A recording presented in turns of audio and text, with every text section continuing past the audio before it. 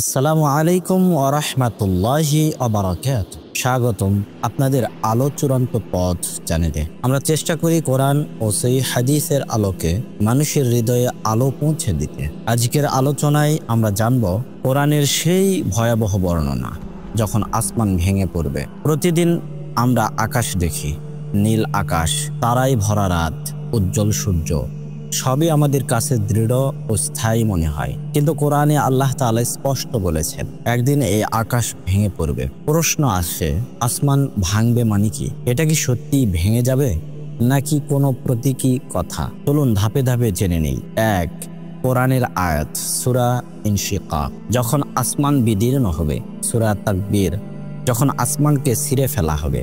সূরা Mursalat, যখন তারাগুলো নিভে যাবে আর আসমান বিদীর্ণ হয়ে যাবে। এখানে বিদীর্ণ হওয়া মানে হচ্ছে শক্ত কিছু ফেটে যাওয়া, ছিঁড়ে যাওয়া, ভেঙে পড়া। ধরুন একটা বেলুন আমরা দেখি খোলা অবস্থায় শক্ত মনে হয়, কিন্তু যখন সেটি ফেটে যায় তখন টুকরো হয়ে ছড়িয়ে যায়। আসমানকেও আমরা শক্ত ভাবি, কিন্তু কিয়ামতের দিনে আল্লাহর হুকুমে সেটা ছিঁড়ে যাবে।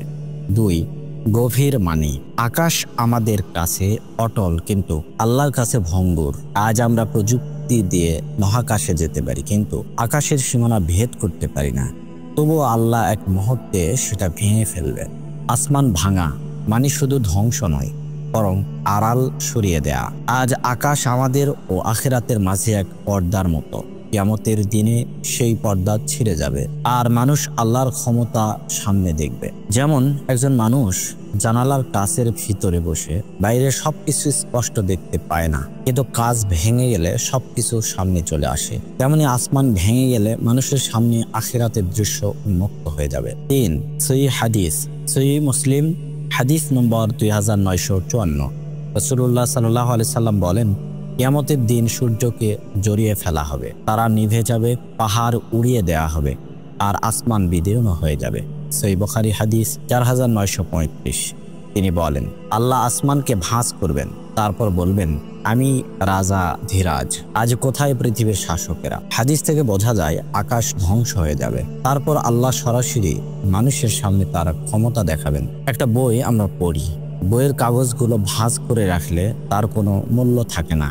আল্লাহ আসমানকে তেমনি ভাঁজ করবেন। চার, বৈজ্ঞানিক ইঙ্গিত। আজকের বিজ্ঞান বলে মহাবিশ্ব ক্রমশ প্রসারিত হচ্ছে, কিন্তু কোরআনে আল্লাহ তাআলা বলেছেন আসমানকে তিনি প্রসারিত করেছেন, আবার একদিন গুটিয়ে নেবেন। সূরা আম্বিয়া 21 নম্বর সূরার 104 নম্বর আয়াত। যেদিন আমি আসমানকে ভাঁজ করব, ঠিক যেমন লেখা ভাঁজ করা হয়, আমরা কাগজ ভাঁজ করি আবার খুলে ফেলি, আল্লাহ আসমানকেও তেমনি ভাঁজ করবেন। পাঁচ, শিক্ষণীয় বিষয়। আসমান ভেঙে পড়ার ঘটনা আমাদের মনে করিয়ে দেয় দুনিয়া অস্থায়ী। আমরা ভাবি সবকিছু টিকে থাকবে, কিন্তু একদিন সব শেষ হবে। মানুষের অহংকার ভাঙার শিক্ষা। আজ কেউ রাজা, কেউ ধনী, কেউ প্রযুক্তিতে উন্নত, কিন্তু কিয়ামতের দিনে আকাশ ভেঙে গেলে কেউ কিছু করতে পারবে না। আখিরাতের প্রস্তুতি।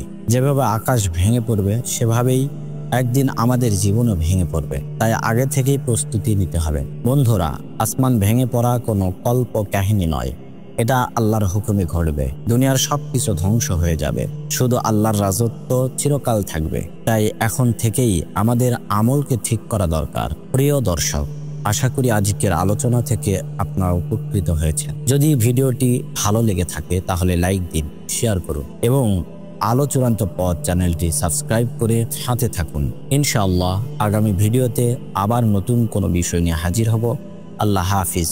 আসসালামু আলাইকুম ওয়া রাহমাতুল্লাহি ওয়া বারাকাতুহু।